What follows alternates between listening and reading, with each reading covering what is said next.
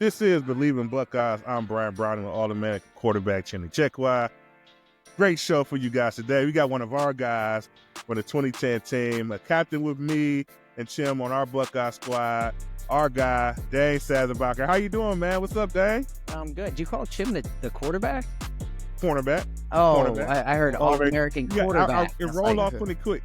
All-American quarterback. So, yeah. All-American quarterback. Yeah, I get to it right there. I didn't know if it's because he was like the quarterback of this show. Because I was like, oh, that's a cool intro. No, I stay on defense, Dan. It doesn't matter what the environment is. I stay on the defensive side of the ball. All right. He runs the show. Cool. Yeah, man. Yeah, I'm great, man. Good, man. It's good to see you, man. Glad that you joined the show. Obviously, it's the off season, but we always got Ohio State football to talk about. Chim, what's going on, man? How you feeling?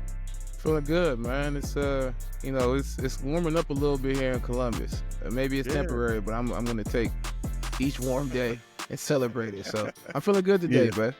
That's great. That's great. Yeah. So I mean, over the last couple of weeks, we had some comments. Like we've been putting out our YouTube videos and been having some great guests the last several weeks. And someone reached out and wrote a comment, said, "Hey, can you guys give our offensive grade going into the spring?" And we was like, who's better to do this than Dane Sanzenbacher, one of our offensive guys, a wide receiver for Ohio State, NFL vet, 4 years, come on to the show, talk Ohio State football, because he's always locked in like we all are, right? So, I mean, Dane, you pick. What position do you want to start first? Is it receiver, O-line? Yeah, we can start with mine because it's the easiest one. I'm happy to grade this receiver group. I mean, short of having everybody coming back, you have to feel really good about this group. I mean, to me, that they're an A group. I don't think there's any question. They're one of the strongest receiver groups coming back. Definitely in the conference. Obviously, you got Jeremiah Smith's the guy, but both Carnell Tate and Brandon Ennis played a ton. Had a ton of experience making a national championship run. They've got to come in with all the confidence in the world, and they played really well last year. So I mean, yeah, receiver is easy. To me, that's. I don't know that there's probably not a stronger position right now as far as in the offensive group. Yeah, on the team. Yeah, that you would feel better about. So they've got that. The bigger question is the guy throwing to him. One, who's that going to be, and what does that look like? I mean, that's the biggest question coming into this season. It's always an exciting one. Yeah. I mean, having the quarterback talk coming in, it was exciting last year with Will. We didn't know what we were getting, and he evolved throughout the year. But obviously a lot of people think it's Julian Sayin gonna make that push. Probably, I would say safe to say he's gonna get the first crack at it. That's the more interesting one, and also that's tough to grade. How do you grade guys that you haven't really seen? Yeah, I think the quarterback is interesting. But even before we go to the quarterback, the wide receiver coach, the guy who coaches the wide receivers and leads that group, brings in all these great players, Brian Hartline is going to be calling the offensive plays as well. So I want to get your perspective on Hartline, a guy we played with, right, being the primary play caller for the offense, with what you already said was an A group with the receivers. What do you think this offense looks like in terms of play calling? He's going to throw it. He's going to throw it the whole time. He's going to have like the NFL blitz playbook, just the bomb. Yeah, exactly. I don't know. I mean, he's obviously been around the program for a while. He did. Yeah. He was pass game coordinator for a while. I don't even think he was last year, but before Chip got there. Yeah. So yeah, he's been around it. Now he's still staying in the receiver room, right? I believe so. To our knowledge, yeah, we believe so. Yeah. That was my understanding too. So. I mean, I think he got a ton of experience, and he said so himself this past few years, and even this last year, essentially having Coach Day and Chip to learn from. So, I mean, my thought would be you're going to see them pull a lot of stuff that worked last year and try to roll it over. But yeah, man, how he's loaded that room, it's freaky, really. Like in the past 5 years, you don't see that kind of talent roll through one position at one school that often. So, I mean, I think it's a really smart move to go ahead and promote him, keep him in-house as much as you can, not only because he's a clump. He's a Buckeye. He wants to stay here. Any excuse you give him to stay here, he'll stay here. But yeah, how he's recruited and then turned those guys into, even better than when they walked in. So yeah, it's an exciting group. And I think, especially having him at the helm now, he's going to take every opportunity to get the ball in these guys' hands. Yeah. So you mentioned the quarterbacks, and obviously that's the big question. I think we all agree that the receivers are a group, right? In bringing in a new quarterback, and I want to get everybody's perspective on how we grade these quarterbacks currently coming in. But in bringing in, or at least breaking in, a new starter at the quarterback position, what do you think is important, in terms of how the play calls are and what they have to make it easier, or at least that make that transition go a little bit more smoothly for a new quarterback starting his first year at Ohio State, big time program, in a season that could potentially extend beyond the regular season into a playoff as well? Yeah, it's a good question. You obviously, building confidence is the obvious answer. But how do you do that? How do you get a guy rolling? Quarterback at Ohio State is a tough job. It's a tough job, and it's more than just the plays that you make. You have to instill a confidence in the team, in the fan base, in the city, in the coaches. That's a heavy burden. That's why I think a guy like Julian Sayin, who has a lot of the chatter behind him and had a great spring last year, that really got that buzz going. People were talking about him. So, I think, and not that, Lincoln's been there, he's been in the conversation. He's had good springs. But I think, Julian being able to ride that wave, it just seems to be a fit and something that would be an overall positive for that offense, that you have somebody that everybody seems to believe in, that can really step up and make plays. Yeah, how you get him going, he's going to have to get himself going. Coaches, you can put him in the right position, but it's just going to come down to, you have a good spring. But then again, what does spring tell you? At some point you got to have a good spring, good camp, but what you're going to have to go when the bullets are flying. So that's what's so exciting though about new quarterbacks. They are so important to your team. And when you got a guy that's, redshirt freshman, what do you have? I don't know. Yeah. B, what you think about that quarterback competition? Yeah, I think so. Regards to the competition, I feel like it, like you say, you want them to get them comfortable and get them rolling, Dang. I think it should be as hard as possible on these guys. I think you should be kind of coaching them as tough as nails to try to see really, what they feel like under the pressure, who can handle that pressure, right? Who could kind of take it and continue to rise and improve and grow from there. Obviously, I think so. This will be Sands was second year in the program. This will be Lincoln's third. And it's funny, we assume that Hartline's going to do a lot of throwing the ball to his 5-star wide receivers. But what if he don't? What if he kind of takes a little bit of a piece from Chip Kelly, where he wants his quarterback to be, have that ability to kind of step up in the pocket and be able to make some plays with his feet. Lincoln's the bigger, more athletic guy.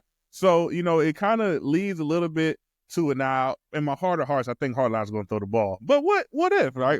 You could have learned some things and could see the safety in having a nice, strong run game and your quarterback being able to kind of step up and make plays there as well. I think at the end of the season, Coach Day, in the press conference, kind of started talking about the season. He mentions that, Will Howard was the perfect example of what you need to do if you want to be the starting quarterback at Ohio State, right? Come in, take the coaching well, improve, grow, be a leader on and off the field. And obviously he took us all the way to be a national champion. And I think, fair enough, it's tough and hard enough for these guys, right? To follow behind a national championship quarterback.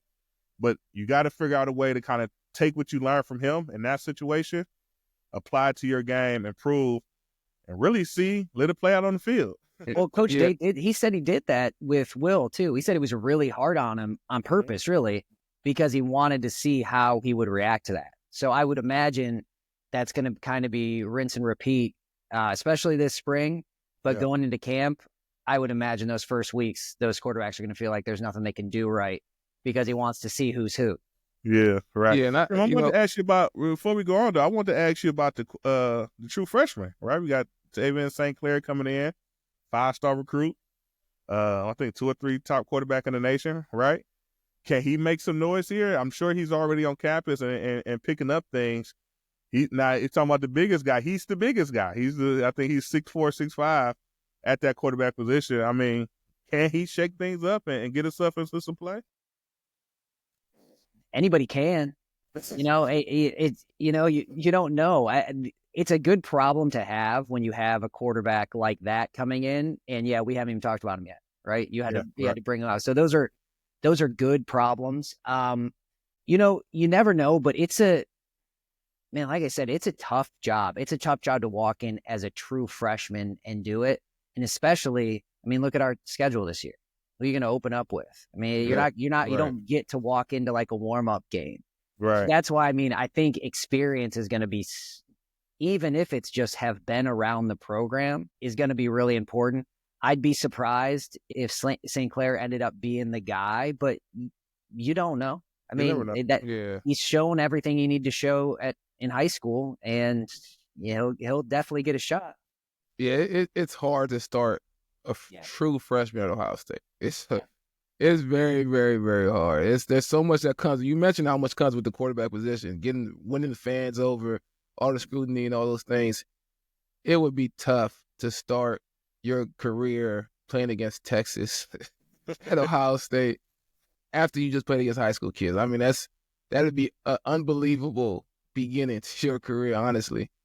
I do think I want to go back to Lincoln Kinos for a second because, I do think Julian Sain is the one because he won the spot last year, right? So he is the one that is in line to take the starting role. And I watched him last spring as well. The kid could throw the ball. He could go out there, he could throw, he could make all the throws. He's very talented. But at the end of the day, when you line up and you got the pressure of the defense and all of the things that are thrown at you and just the pressure of leading the Ohio State team, et cetera. I mean, the guy who takes that job and is able to execute on the field and give the team the best chance of winning is going to end up with it. So if Lincoln is able to develop and grow from what he was last year, you mentioned his ability as an athlete. If he's able to show that to the coaches, that he gets his opportunity, even if he's the second guy, it's a long season. That opportunity could potentially happen at any point during the season. So I wouldn't count anybody out, especially when none of them have shown the ability to be that starter so far. So I think it's wide open. All right, y'all want to talk about the fat guys now? Y'all want to get to the offensive line, man? Why don't you kick us off there? Yeah, man, I'll take us off the line. So, I mean, we didn't give a grade to the quarterbacks. What do we want to give them? I'll give them incomplete. I'll give them incomplete. You got to give them a grade, man.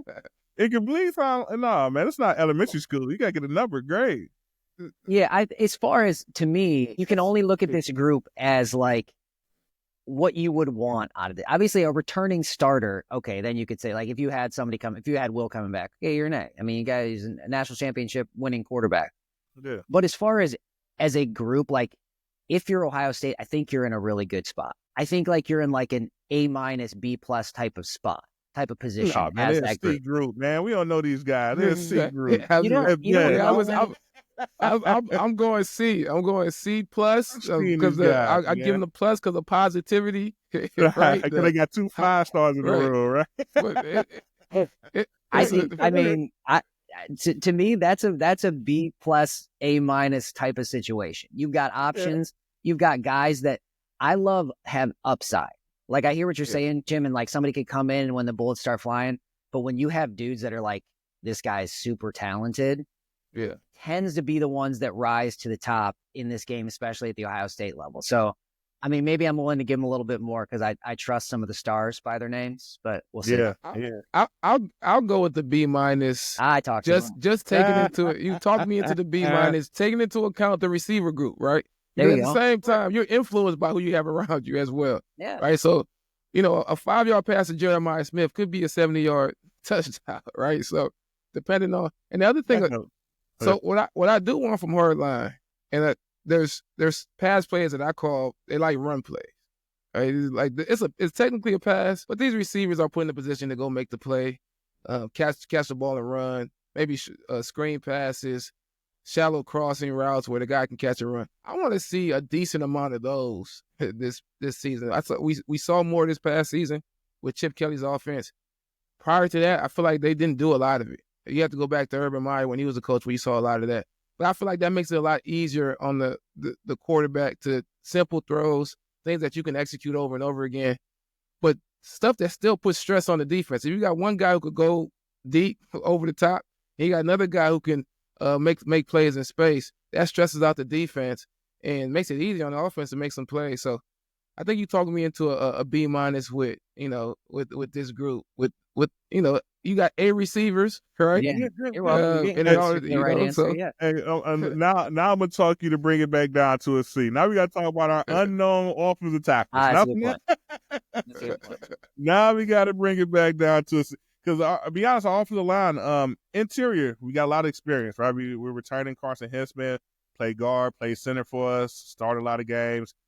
We have Luke Montgomery, who played late, right? He didn't really start playing to the playoffs at that guard position. Played fantastic. We have Chekwa, who started the whole season at right guard now. Played well enough. He had some second team All Big Ten honors, son of the nature. Yeah. Had a strong year. We had Austin Sherfield. Played a lot of ball. Started off the season when Diamond Jackson was injured. Played a lot of ball once Diamond Jackson went to left tackle. Played a ton on the interior. Our tackles, we lost them both. Obviously, to the NFL, Diamond Jackson kicked out the left tackle for the long haul to replace Simmons once he went down with an injury. Right tackle Josh Fryer held that position all season. Did a fantastic job at right tackle for us in his second year being a starter there, but now he's gone. And so now everything's up in the air. We went to the transfer portal. We brought a couple guys in. Philip Daniels, who's from Ohio, but he's been playing this ball at Minnesota, starting at the right tackle position there. And then we have Ethan. I'm going to butcher his last name, Chim. Say it again? Onyanwa. There you go. That's our guy. He's coming over from Rice, a really big kid, a big rah-rah guy from some of his clips on the internet. But I don't know. Watching him play, it might be some limitations to his game. So interior, I say we got some experience. Outside, up in the air, and that's what keeps that quarterback grade as a C. I'm going to have to give our offensive line grade until I get to see it with my eyes. New offensive line coach as well. Yeah. B-, C+, in that range as well. They got a lot to prove. I mean, the offensive tackles, they start giving them sacks. We all going to be like, what's going on? Yeah. It's important. Yeah. We got to know what these guys can do. Yeah, I think you convinced me. I'm bringing that quarterback grade back down to I might actually bring it back down to. What? No, because I'm thinking that's a really good point, and that's a combination of it's nice to have a young quarterback when you have a veteran. You can kind of get away with it. I mean, you remember Terrell Pryor? We kind of got away with it because we had he was the only young dude. So you can hide in there. Having everybody learning at once, that's a little tougher task. And you don't have a fifth-year guy coming in like Will Howard to say okay, well, we can make up for just by being a fifth-year guy, I can make up for a little bit of inexperience on the line, just getting guys in the right positions. So, yeah, all right, we'll pull it down. We'll pull it down too.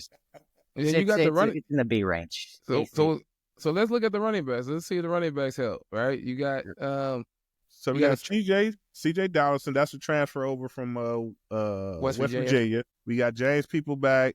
We got Sam Williams-Dixon, who jumped in the portal. He's from here in Pickerton. He's a Buckeye. Jumped in the portal, but he jumped on back. He came on home. Prodigal son. The prodigal son came back. Came back home. And then also we got Anthony Rogers, who's freshman out of Alabama, as in Bo Jackson out of Northeast Ohio, who also is a true freshman. So we got a lot of guys, a lot of names. So C.J. Donaldson is a big bat.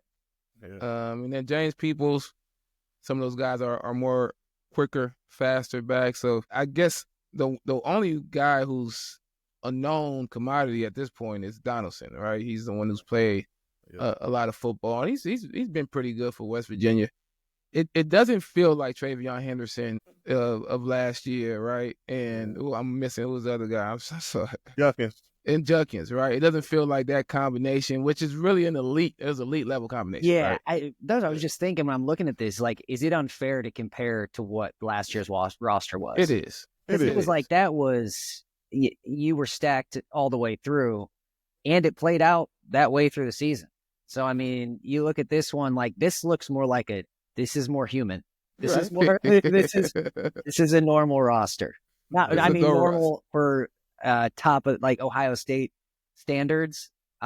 Still on the higher end of the league, but there's some mortals so far. Grade the mortals. Well, we don't. I mean, there's unknowns. I think how the tackles play could change a lot of these people's grades. I mean, if I had to put like the importance, it's those two transfers. Like what shows up there, because then if those guys end up playing like veteran tackles and are solid, well, then things aren't so scary. Then if you got those two in, now you've got guys that have played a lot. Luke Montgomery's played a lot. Hinsman played a lot. So, I mean, to me, that's the shift. Running backs, we don't know until we know, but we've seen a lot of guys have a lot of success in this offense behind a good line. So, I mean, and Peoples impressed me when he had the ball a little bit. With the little bit he got to touch it, but how much are you going to get to touch it with those two guys there? So, I mean, I haven't seen, you said you watched Donaldson play a little bit, right?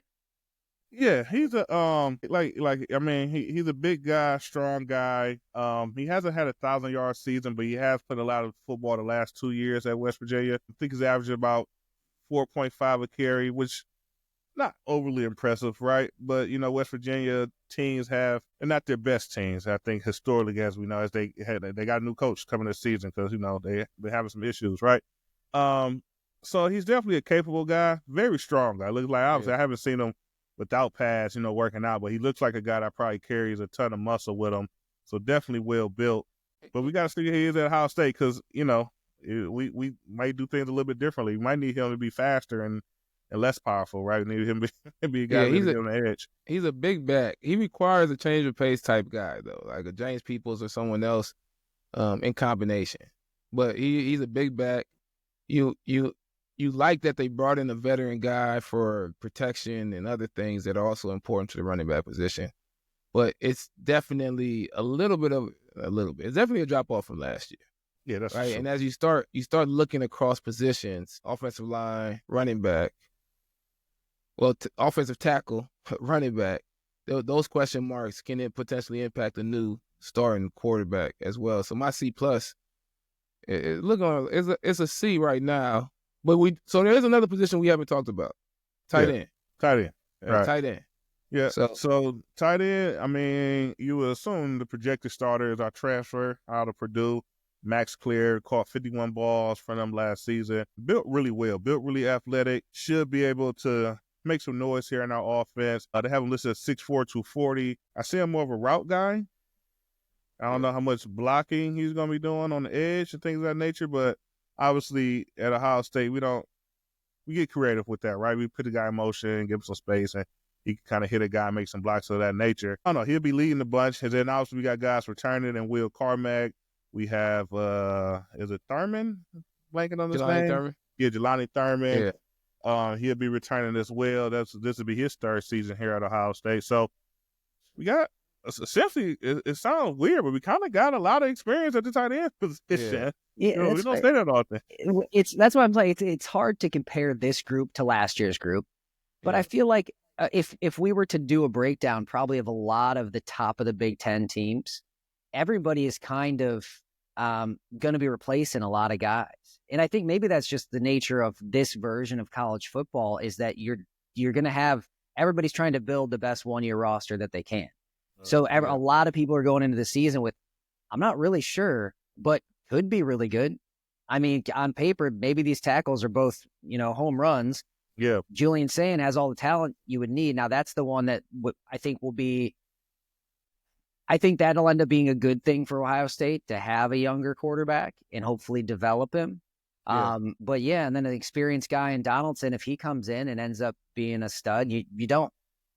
It could end up being a really strong roster in hindsight when we get to midway through next season. But yeah, I think a lot of teams right now in the Big Ten, probably across the country, if they were going to look like, well, compared to last year, I think the narrative would be, well, compared to last year, I really don't know, because you're going to have a lot of new guys.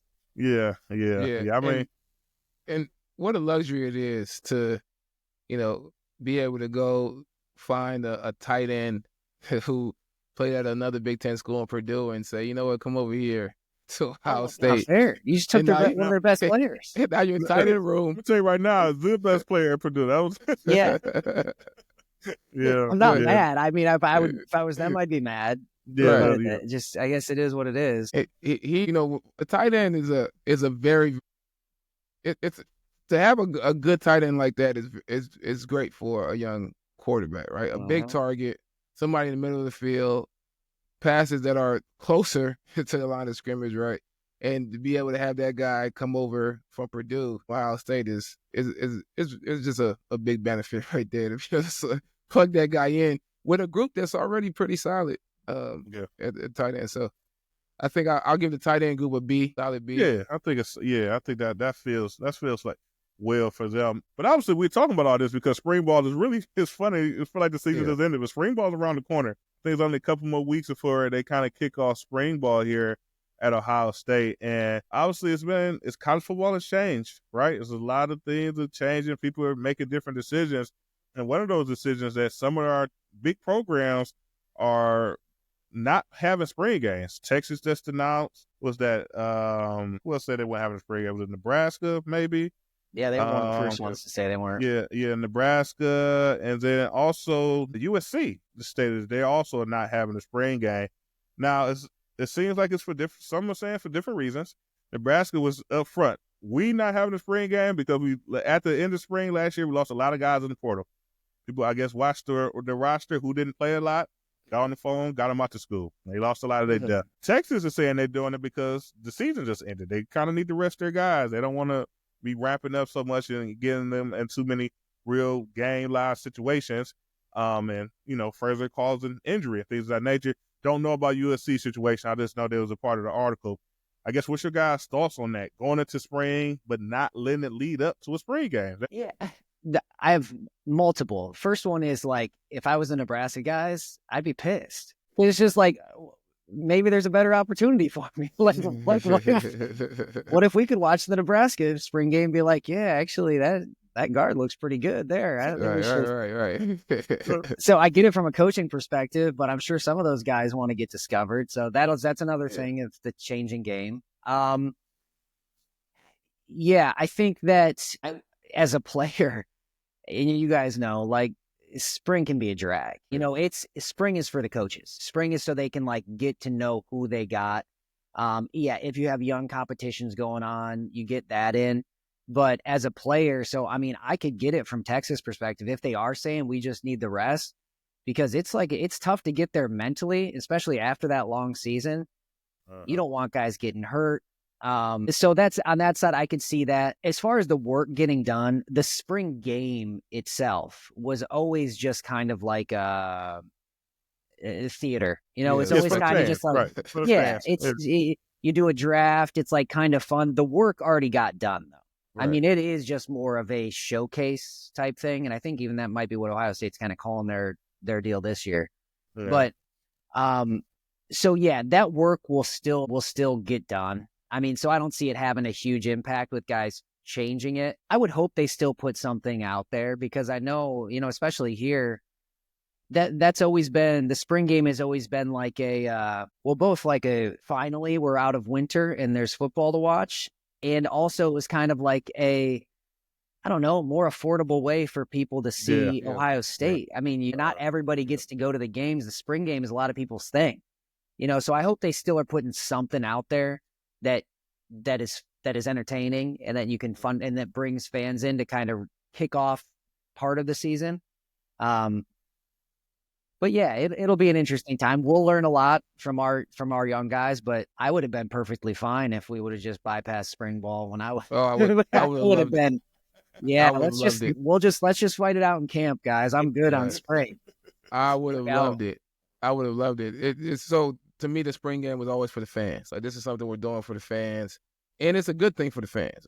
As you mentioned, it's something that a lot of people can come to, experience the horseshoe and all that stuff. Get to see the guys out there.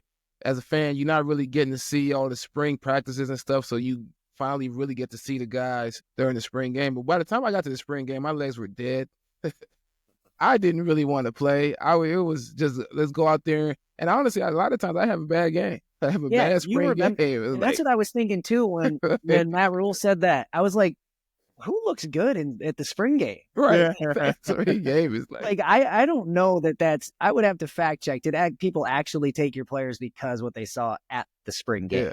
Yeah, it's kind of tough to believe, right? Because it almost. Who do you remember ever having like a standout spring game? Yeah, I've never even heard of that.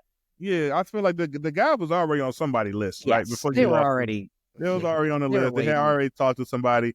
Because you're watching the spring game, it's like you're looking at one way, like, okay, maybe you're the backup, and you've seen this guy go out first. So, he's the backup. Maybe he's upset. Let's get him on the phone and get kind of like maybe, right? And then but you don't even know who's the starter. Game. I mean, how we did it, you drafted.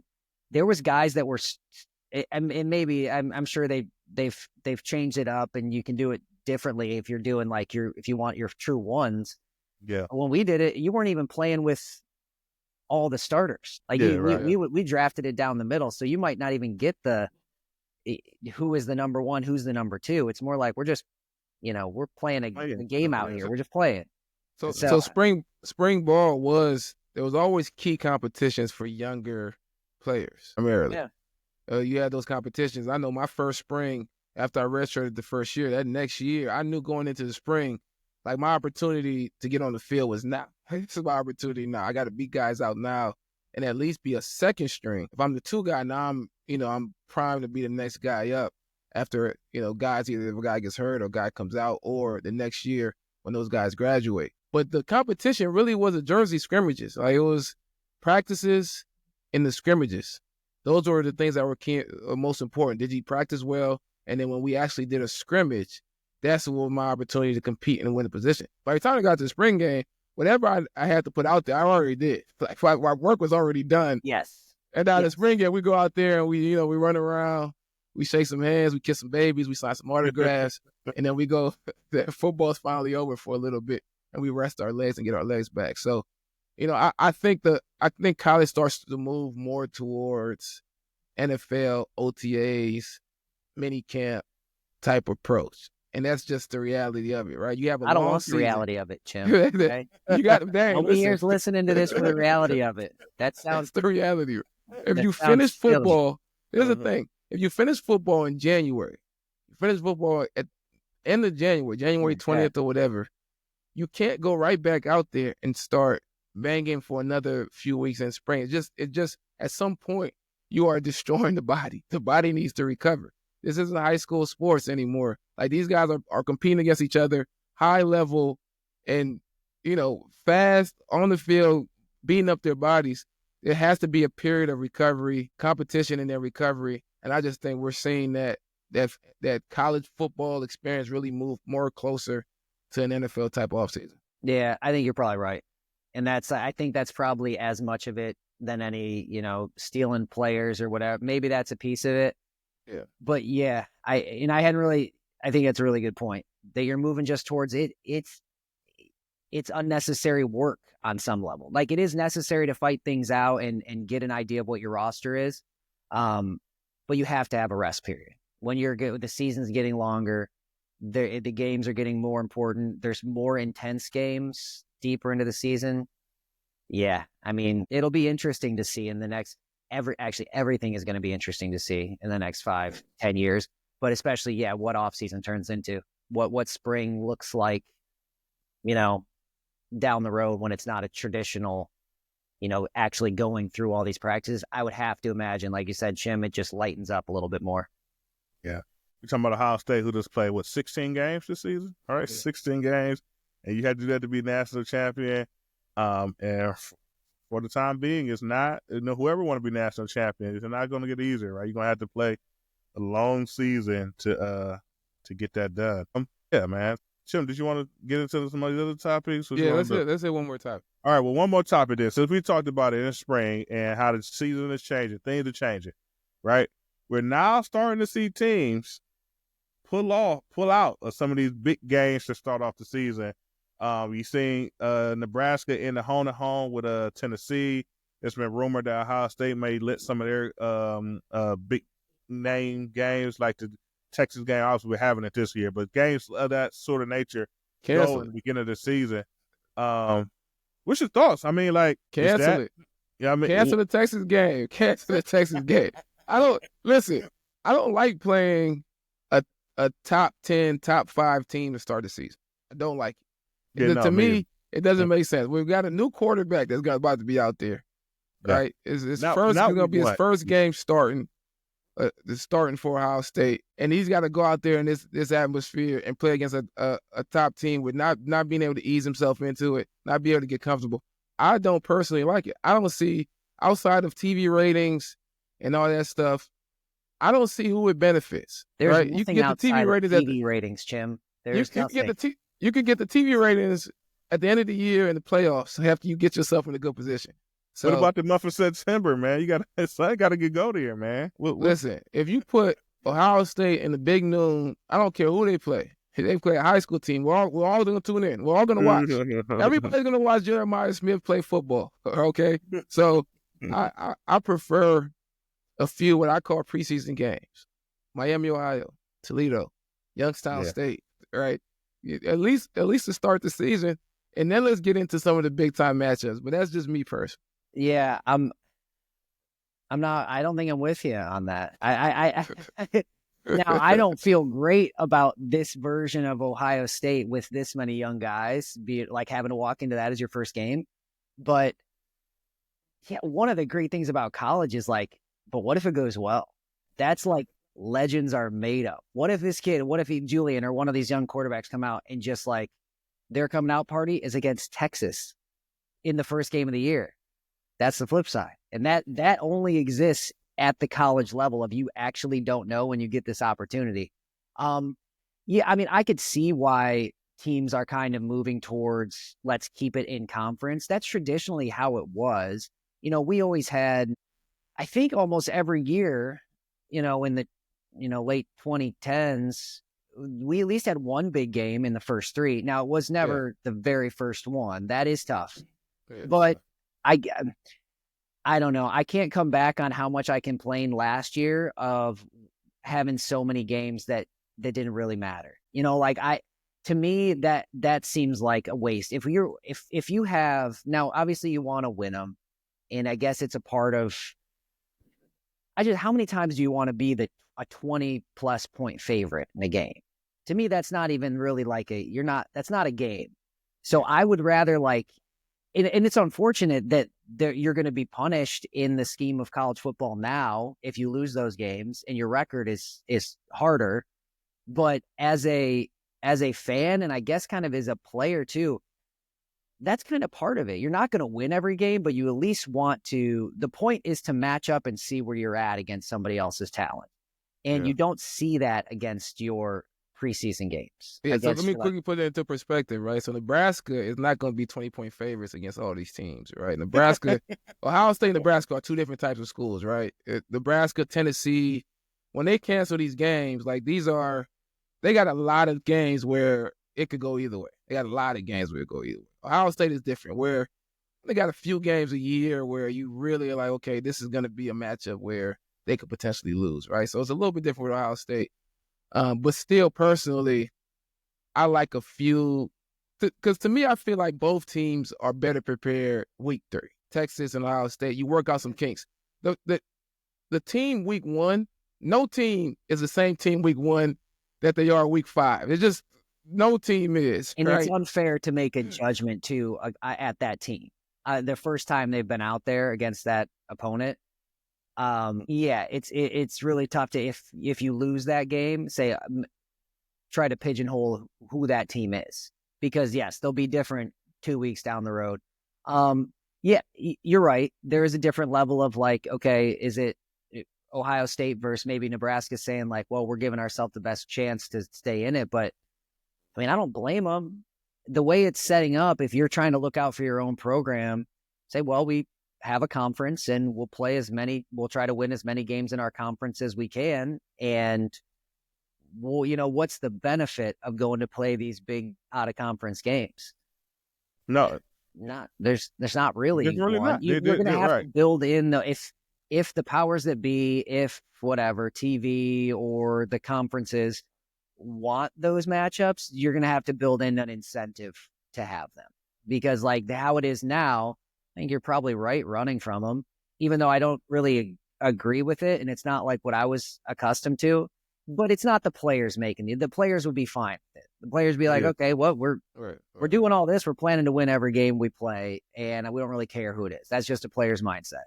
But administration, I could see him saying like, oh, well, why don't we just try to make this as easy as possible and try to squeeze into one of those playoff spots. That's the name of this current version of college football. Yeah, that's right. I mean, all right. Like you say, Nebraska, a lot of games will go his way, but you got Ohio State on the schedule, and you got, I don't know who else is good in the Big Ten. Oregon. All right, we probably lose these 2 games here, but we can just win the rest. You got an argument that we could be in the playoff. We throw a Tennessee on here. Now we might lose 3, and now they're not going to consider us because, once again, we're still Nebraska. So, like you said, till a change is made, that you bring in more of a strength of schedule, or something of that nature I think makes this kind of stuff. There's part of it, like the 12-team playoff has forced this, though, because it was never before there was a playoff. You just kind of took all comers because it was, for most teams, unrealistic to have any shot at like the national championship. Right. It wasn't the goal. The goal was like, all right, what's the best we can do here? Like, what's the most number of games we can win? How do we get the most fans in the seats at our stadiums and go to the best bowl game possible? Exactly. Even when we went to national championships, sometimes we backed into them. It's not like 2000, whenever we played LSU, 7? 2007. We had 2 losses. And we were just sitting there at the end of the year watching everybody else lose, and then they put us in the national championship game. But it wasn't like you didn't plan your year around trying to make that. Everybody's just like, okay, across the country, our schedule's laid out. We'll try to win every one. You thought it was kind of great to have the opportunity to have those, like, we went out to USC and got throttled, okay?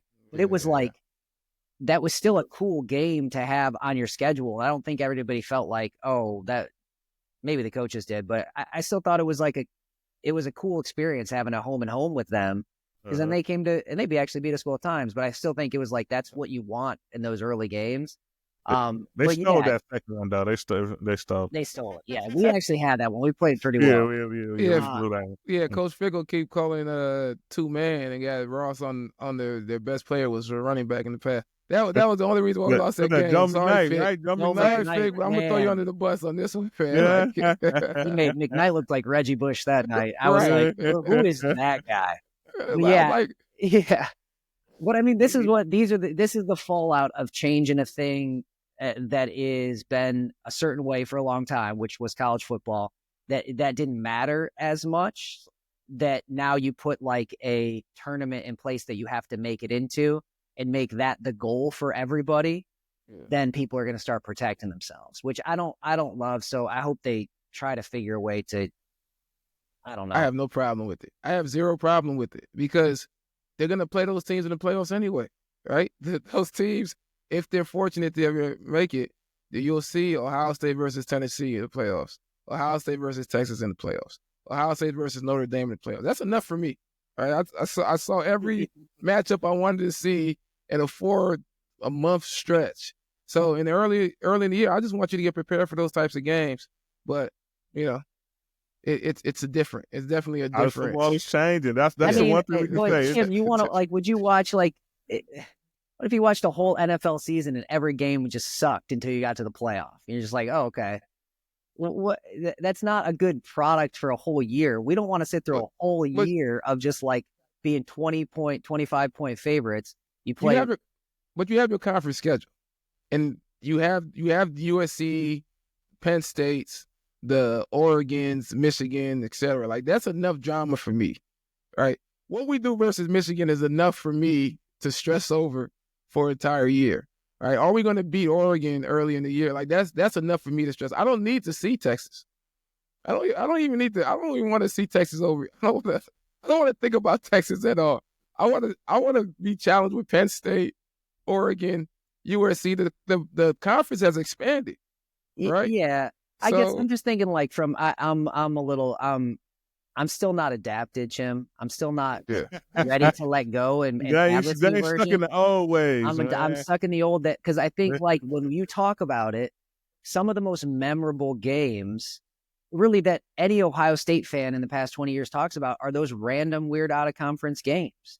It was like when Texas came to Ohio State, like when I think it was Vince Young was there. People still talk about that game because it was just like out there. We still talk about like one of the most lively games of that 08 season, or was it 09, was when USC came to town. Now, like we lost. It still didn't feel like it ruined our year. We still went on and had a really good year, went to a BCS bowl, but it was like I like that quirk of college football. I'm not in a race to perfect a playoff system for college football. It's going to be a hot take. I don't really care as much about the playoff. It's not, it's not I'm not as like excited about like, how do we make sure we get the playoff right? The experience of the college football season to me is the thing. The college football season is college football. And that's why I want to see things still be interesting in the season and not just have everything be a build up for this 12-team tournament. I mean, while it was wildly entertaining, it was really good. But I still like the season is to me, that's the meal. The season is the thing. The playoff is the dessert still. Yeah, no, I think I agree. I like the big games. And for one, it put eyes on the TV, right? I mean, like it's a Saturday night, who's playing tonight, right? Every Saturday night is just some random one-off game. Like, no, I want to see like two big guys, two big teams from different conferences get together early in the season.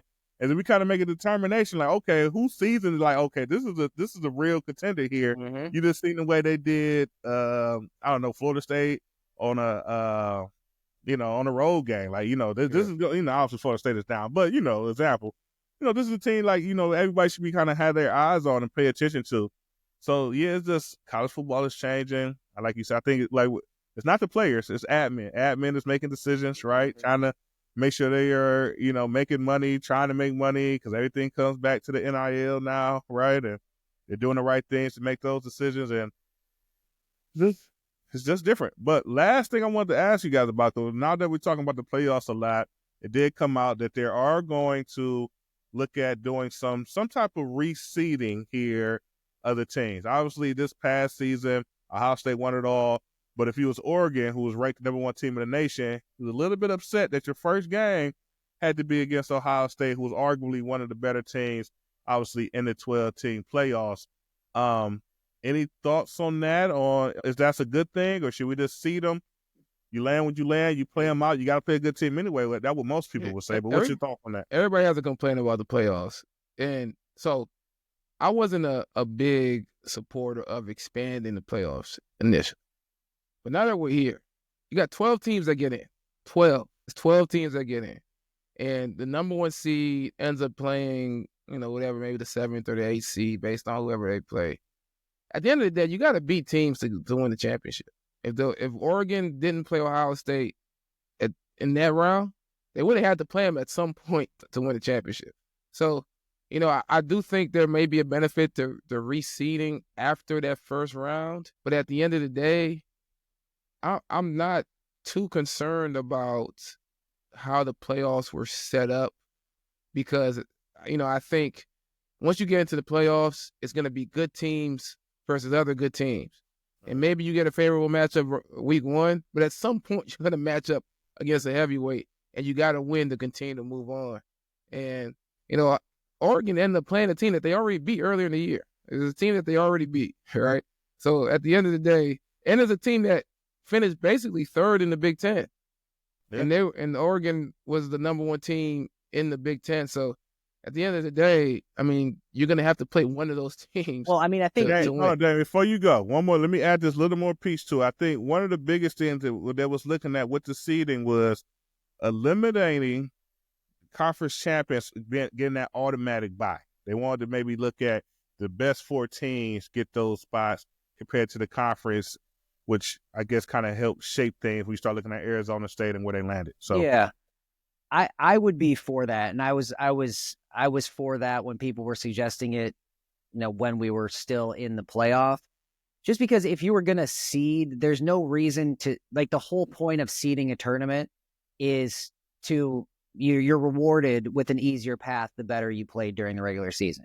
So if you're going to seed it, you got to seed it correctly. And if you let every conference champ jump their seed, it kind of throws everything off. It makes the whole process not really make sense. Like the NCAA tournament, like it's seeded that way so that your regular season matters. Like you want the 1 seed because you technically have a better path. You don't have to have really, really tough games until you get into the Sweet 16, Elite 8. Theoretically, obviously things happen, but so yeah, I would think I really liked the idea of letting conference champions have a place, but then you're still seeded off what your ranking was. You're still seeded in an appropriate way because, like you said, Chim, Ohio State was, what did we finish, 3rd or 4th in the Big Ten?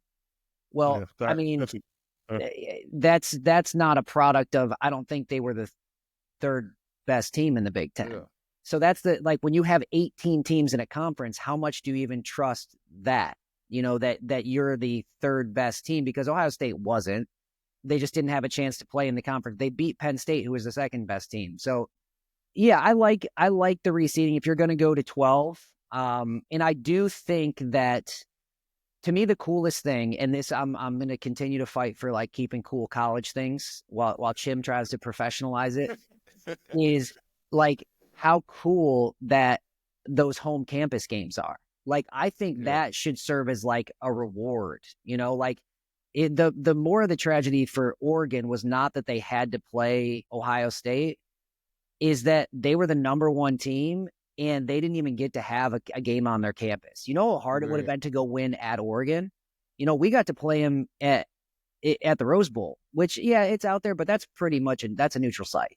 Yeah. Like, I feel like the biggest benefit you could have is, like, if you played that well during the season, if the championship had to go through Eugene, we could have been looking at like a different situation.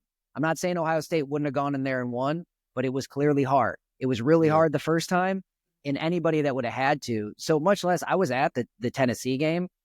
That was one of the best environments all season. And I think you could see that kind of throughout, was that like how cool those home campus games are, because I just think college football works on campuses. It's fun on campuses. So yeah, I think once, like, by reseeding, hopefully you get a little bit.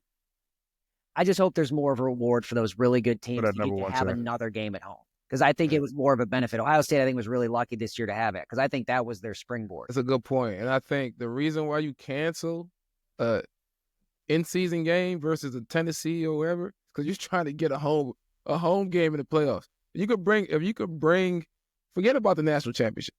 If you're Nebraska and you can get for that season a home playoff game, you know how great that is for everything that you put into it, for your fans and everything. That would be just a great experience. And something that, so that's the goal, right? Like, right. I could get on board with you for that. Like, if you're saying cancel these because our goal is to get a home playoff game, I could see that, because any university ought to want that. It's one thing to like go play at a cool NFL stadium, but it's just not the same. And how cool was it to like randomly have Tennessee fans in Columbus? Right. It's just like they would have never gotten to see this campus. We probably won't play Tennessee. We hadn't played them since like 98 or something. And all across I'm with you, Chim. I was also kind of a skeptic on the 12 team and the expansion of the playoff. And even after the first round, I was like, that was silly. These were all blowouts. And I was like, but I came off it like 2 weeks later and I was like, actually, those were really fun. Like Indiana at Notre Dame was really cool.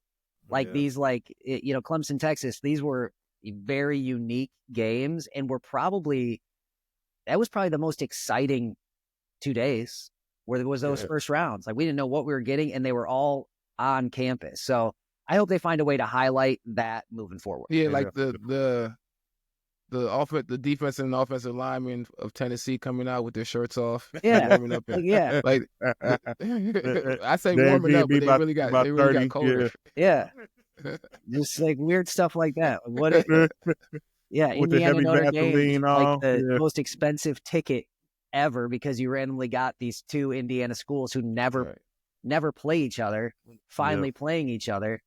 So I guess that's kind of aside from the reseeding, though. I think reseeding makes sense. I think it only makes sense. Like, yes, you should be able to get in if you win your conference, because I do think there's value in having a path for those smaller conferences. like having a path for SMU to get in, because you don't want to close off a whole side of college football by just doing it by rankings. You want it to be well represented. So yeah, get them in, and then of the 12 you have that have bids in, then do it from what you think the best you can, best to worst. I think that's the fairest way to do it. Any ranked tournament. Yeah, I think it was a good conversation this evening, man. We went over some. You think we solved all the problems? I think we have. Man. It's just, things are changing, and that's college football across the nation. Everyone kind of has to adjust a little bit. Like you said, some wrinkles to it.